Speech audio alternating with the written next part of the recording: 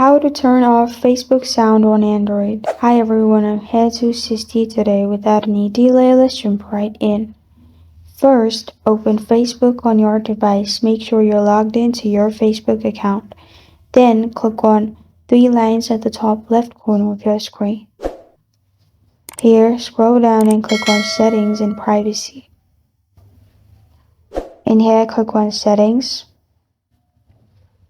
After you click on Settings in here, simply scroll down and click on Media.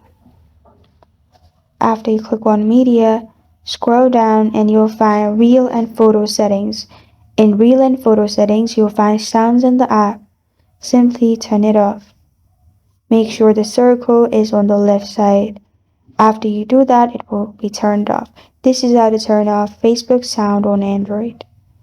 Thank you for joining me today. If this video helps you out, please leave a like and subscribe for more. Got a question or want to suggest a topic, comment below.